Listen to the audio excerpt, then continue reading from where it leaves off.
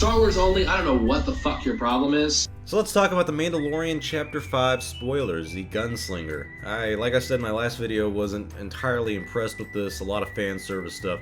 But let's just kind of go over it. We all know that they visited Tatooine. They went to Mos Eisley Spaceport, and that, for a lot of people, is good and bad. I feel like we've been to Tatooine so many times, but I feel like Dave Filoni went really over the top with it. We went back to the Mos Eisley Cantina.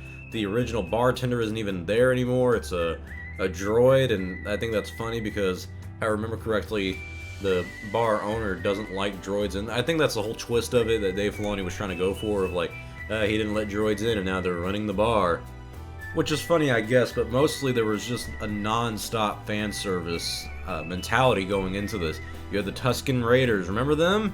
And the Mandalorian started doing like sign language with them, and that's where I was kind of taken out, where I was just thinking, man, this is fucking corny.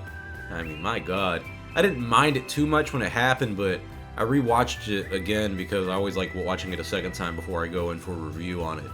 And I just couldn't get into it. I was like, man, this is kind of stupid. And what's weird is I like the plot of everything in this episode of Mandalorians being chased by bounty hunters because of Baby Yoda and what he did to the guild on Navarro, I believe is the original planet that we started from.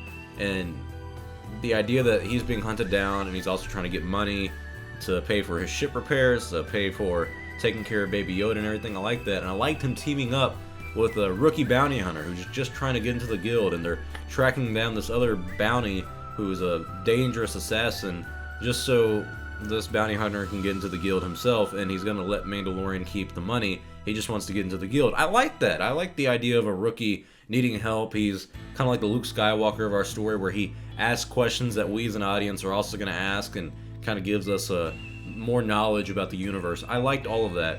And then closer to the end, with that character, the rookie bounty hunter, he does betray the Mandalorian, which is kind of predictable, but the assassin that they were going for started talking to him and saying, oh, well, you know, the Mandalorian's a lot more of a legend than I am, and if you take him in, you're gonna be even richer and legendarier. And I just kind of was like, oh, well, this is fucking, you know, generic. It's something we've seen in almost every show ever, I guess. And it was very predictable that this is what would happen when the Mandalorian leaves these two alone. And then the twist comes where the rookie bounty hunter takes out the assassin, kills her, but then he betrays the Mandalorian. And that's where I was kind of disappointed, because I was like, I don't mind them not continuing the story with this rookie bounty hunter because he's not all that interesting. But I wouldn't have minded him being a friend to the Mandalorian, or I guess this is me being the king of wishful thinking of, you know, you want the best outcome from our characters. But I like the character. I thought he was, you know, it's nice to have a rookie, new guy in it and everything. He seemed kind of cool and funny-ish. I mean, could have had a lot of potential with that story arc, in my opinion, where maybe in season 2 or 3, he comes back and reappears to help out the Mandalorian in another situation where he's a lot more experienced at that point, or he gets in trouble and the Mandalorian gets to come help him out or something. A lot of story outcomes you could have had with that we didn't. But on that journey, you had so many fan service lines where they capture the girl and he's like, she's no good to us dead. Oh, I remember that. Yeah, okay. I remember that. And then he talks about how they had to hide out, and he's like, take first watch. She has the high ground or something. Oh, I remember the prequels too, Dave Filoni. That happened. It's not 2005 anymore, my friend. I'm almost surprised there wasn't any McClunky in it. You know, that line from Greedo and The New Hope and the new Disney Plus edits that George Lucas wanted to do, because I don't know. I don't know anymore. I don't know. I don't want to talk about that. But anyways, I really I didn't get this episode, man. It's not bad. It just was another filler. Like, this didn't advance the story at all. I mean, in hindsight, it really didn't. Even Baby Yoda was like taking a backseat in this character. And he's like the main thing we've all fallen in love with, which is odd. But I mean, I guess I didn't expect that Baby Yoda would blow up and become as popular as he has, but man, I really just think that the writing in this episode was off. And I know you're not allowed to critique Dave Filoni because he was taught by George Lucas, and you're not allowed to critique him either. So Dave Filoni is almost like this godlike figure in the Star Wars fandom for fans who don't know shit about what they're talking about anymore, and you can't criticize him at all. But he fucked this one up, in my opinion, man. In terms of the writing and the story and the dialogue and the non-stop Star Wars fan references, I just felt like this was a generic story that we would see in Clone Wars or Rebels after already a filler episode that we got in episode 4. This was another filler one. We have, what, episodes 6, 7, and 8 left? We have 3 episodes left. And I pray to God that none of those are filler episodes. That's one of my biggest complaints about Star Wars Rebels, which was also helmed by Dave Filoni, is that literally 90% of the episodes in that were filler. I mean, there were so many filler episodes that when it actually came to the episodes that had story and content in it, was like, oh, thank God, we're finally getting somewhere. I really hope The Mandalorian doesn't follow that track, and I think this one only is a filler episode because it is Dave Filoni.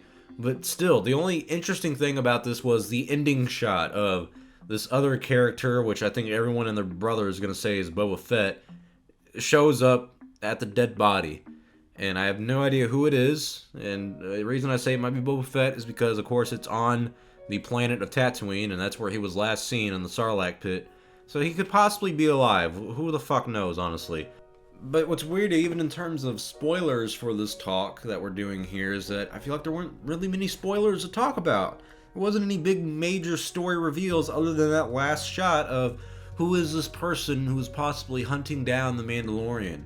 We know everyone's tracking him down, everyone's trying to get a bounty on him, but this one's meant to kind of tease you a little bit, where it's meant to make us fans at the end go, ooh, who's that?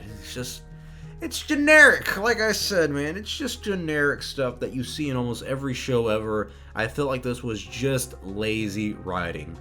But hey, maybe I'm wrong. Maybe everyone is gonna love this episode.